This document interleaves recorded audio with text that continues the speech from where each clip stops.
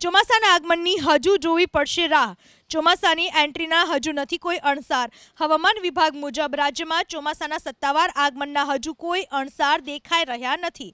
હવામાન વિભાગ મુજબ હાલ ચોમાસું હારનોઈ, સોલાપુર, હૈદરાબાદ, રાંચી અને મુઝફ્ફરપુરથી પસાર થઈ રહ્યું છે.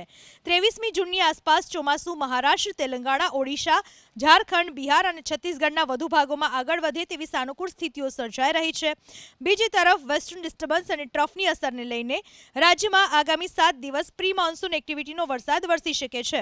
આજે ઉત્તર ગુજરાતના 6 જિલ્લાઓને બાદ કરતા રાજ્યના તમામ જિલ્લાઓમાં ગાજવીજ સાથે હળવોથી મધ્યમ વરસાદ વરસી શકે છે. કાલે સૌરાષ્ટ્રના રાજકોટ, જૂનાગઢ, અમરેલી, બોટાદ, ભાવનગર અને ગીર સોમનાથ જિલ્લામાં પણ વરસાદ વરસવાની આગાહી કરાઈ. કાલે અમદાવાદ માટે પણ હળવા વરસાદની હવામાન વિભાગે શક્યતા વ્યક્ત કરી છે. તો મધ્ય ગુજરાતના ખેડા, મહીસાગર, પંચમહાલ, દાહોદ, આણંદ, વડોદરા અને છોટાઉદેપુર જિલ્લાના છૂટાછવાયા સ્થળોએ હળવોથી મધ્યમ વરસાદ વરસી શકે છે.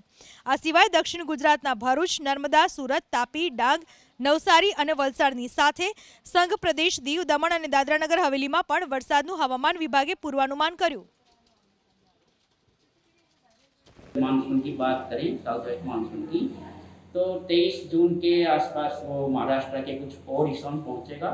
तेलंगाना, उड़ीसा, बिहार, झारखंड इत्यादि में भी कुछ हिस्सों में और पहुंचेगा और छत्तीसगढ़ के में भी वो शायद एंटर कर जाएगा 23 जून के आसपास।